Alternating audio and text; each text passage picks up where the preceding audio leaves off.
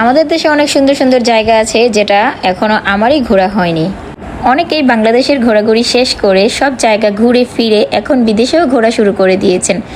আমি না হয় একটু লেট করেই ঘোরা শুরু করলাম।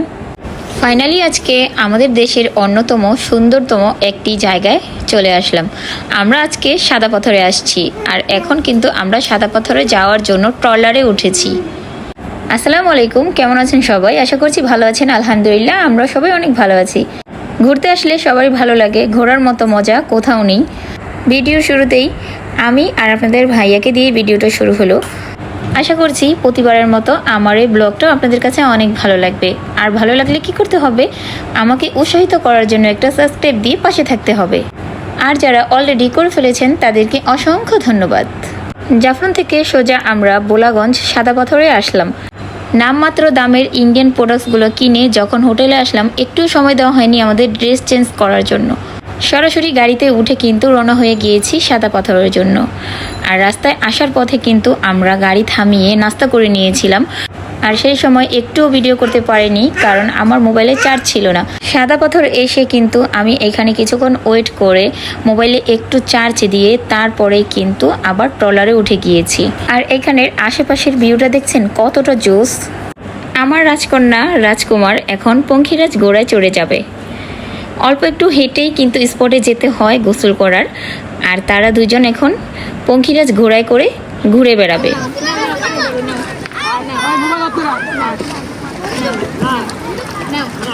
এই যে আমরা এখন সাদা পাথরে গোসল করতেছি।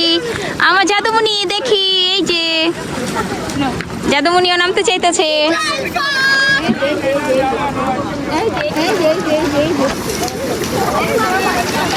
আর আজকে তো একবার বিকাল টাইম হয়ে গেছে, আমরা যাচ্ছি। সেই সাথে আমি আমার ছোট্ট জাদুমণির 8 মাস কমপ্লিট হওয়ার পিক আর ভিডিওগুলো করে ফেললাম। উড়াই নিয়ে গেছে স্রোতে, পানি স্রোতে লয়ে গেছে।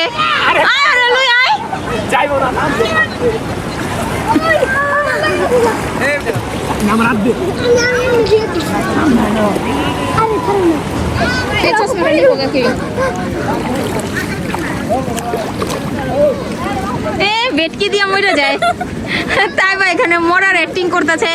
আমাদের জাদুমণিটা ভয় পাইতেছে। এই যে জাদুমণি, তুমি কোথায় আসছো বলো না? আমার জাদুমণিটা কত খুশি। আমরা এতটা লেট করে এসেছি যে ভালো মতো কিন্তু সবাই গোসলটাও করতে পারলো না। আর আমি তো অর্ধেক ভিজছিলাম। আর আমাদের সবাই যারা আমাদের সাথে আছে ওরা কিন্তু অনেক এনজয় করছে, মজা করছে। আর এই যে এই দিকটা কতটা সুন্দর ভিউটা।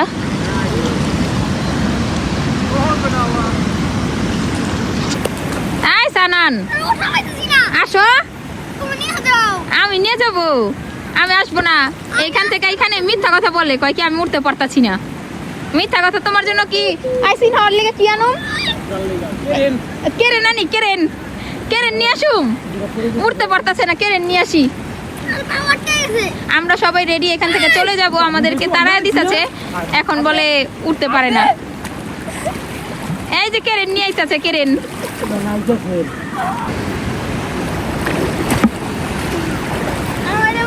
তোমারতে তো তোমার পাথরই অনেক ওজন। এখন কি যাইবা? চলে যাই তাহলে। হ্যাঁ, আমরা যাইগা। চলেন চলেন। জাদুমণি, ভাইয়াকে বাই বাই বলে দাও। ভাইয়ারে আমরা সাদা পাথর রাইখা চলে যাব এখন।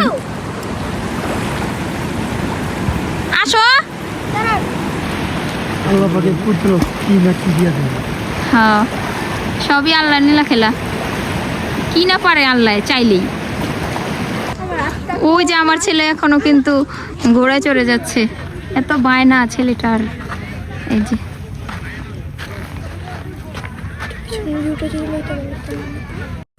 আরেকটা কথা, নামমাত্র দামের যে ইন্ডিয়ান প্রোডাক্টসগুলা সেগুলো কিন্তু এই সাদা পাথরেও পাওয়া যায়। এখানে খাবারের দোকানও আছে অনেক, কিন্তু আমরা এখানে কিছুই খাচ্ছি না, কারণ আমরা যাব 5 বাই হোটেলে। আর এই তো ঢাকা যাওয়ার আগে কিন্তু এখন আমরা হযরত শাহজালাল মাজারে আসলাম, যেটা মামুর মাজার বলে, মামু ভাগিনার মাজার। তো এখানে আসার পরে কিন্তু আমার একেবারে ফোনটা বন্ধ হয়ে গিয়েছিল। আর এই যে এখানে কিন্তু টাকা দিয়ে ফোন চার্জ করা যায়। এখানে আমার ফোনটা চার্জ দিতে দিয়ে দিলাম, আর আমরা একটু ঘুরবো ভিতরে, তারপরে আবার গাড়িতে উঠবো। আর এখন কিন্তু এশারের আজান পড়ে গিয়েছে, তো আপনাদের ভাইয়া এখন নামাজ পড়বে, আর আমরা আশেপাশে একটু ঘুরে দেখব। মূলত এখানে কিন্তু সিলেটে অনেক মানুষ আসে শুধু মামু ভাগিনার মাজার ঘোরার জন্য, কিন্তু আমরা আজকে এসেছি কিন্তু মাজার ঘোরার জন্য না। এখান দিয়ে যাচ্ছিলাম তো ভাবলাম যে একটু এখানেও ঘুরে দেখে যাই।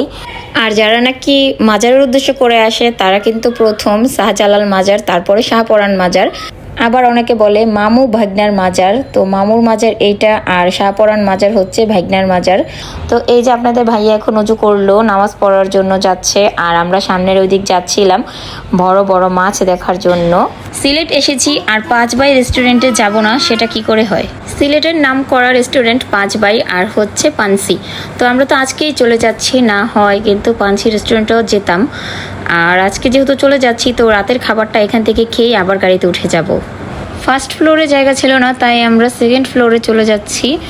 আর অনেকের কাছেই শুনেছি, ভিডিও দেখেছি, ভাইরাল একটা জায়গা, এখানকার খাবার অনেক মজা, অনেক ভালো। তো আমরাও ট্রাই করতে চলে আসলাম। যেই কথা সেই কাজ, সবাই আমরা এক এক করে টেবিলে বসে পড়লাম। আর সেই সকালে নাস্তা খেয়েছিলাম, আর কিন্তু দুপুরে লাঞ্চ করা হয়নি, কারণ দুপুরটা ছিল আমাদের সেই সাদা পাথরে, আর খুব লেট হয়ে গিয়েছিল। সাদা পাথরে কিন্তু সন্ধ্যার আজান মাগরিবের দিয়ে দিয়েছিল, তারপরে ওইখান থেকে রওনা দিলাম। ওইখান থেকে সোজা আমরা শাহজালাল মাজার থেকে কিছুক্ষণ থেকে কিন্তু আমার মোবাইলটা চার্জ হওয়ার পরে আবার আমরা এই যে 5 ভাই হোটেলে চলে আসলাম। আর এই যে এখন সবাই বসেছি, আর খাবার অর্ডার দেওয়া হয়ে গিয়েছে। তো ওনারা বলছিল যে আমরা সব কিছু আপনাদের সামনে আনি, তারপর আপনাদের যেটা ভালো লাগে সেটাই। তো এখানে কিন্তু ভর্তা ভাজি যা আছে সব কিছু এনে রেখেছে। তো আমরা কিন্তু আজকে ভর্তা ভাজি, তারপরে ডাল আর বেগুন ভাজা এগুলো দিয়ে ভাত খাবো। আর সাথে অর্ডার করা হয়েছে মোরগ পোলাও, তারপরে চিকেন জাল ফ্রাই, সাদা ভাত। তো এক একজন এক একটা খাচ্ছে। তো সেই সাথে আজকের ভিডিওটা এখানেই শেষ করে দিচ্ছি খেতে খেতে। আর আজকেই আমাদের সিলেটের শেষ দিন, একটু পরে কিন্তু আমরা আবার গাড়িতে উঠে যাব ঢাকার উদ্দেশ্যে। বড় বড় মাছ মাংস এইসব থেকে কিন্তু এই যে সাদা ভাতের সাথে যে বেগুন ভাজা নিয়েছিলাম, আর হচ্ছে মাছের একটা স্পেশাল ভর্তা, সেটা দিয়ে কিন্তু অনেক টেস্ট লেগেছে ভাতটা খেতে। তো আজকের মতো খেতে খেতে এখানেই বিদায় নিয়ে নিচ্ছি। আবারও দেখা হবে নতুন কোনো ব্লগে ঢাকা যাওয়ার পরে। তো আজকের মতো ভালো থাকবেন সবাই, আল্লাহ হাফেজ।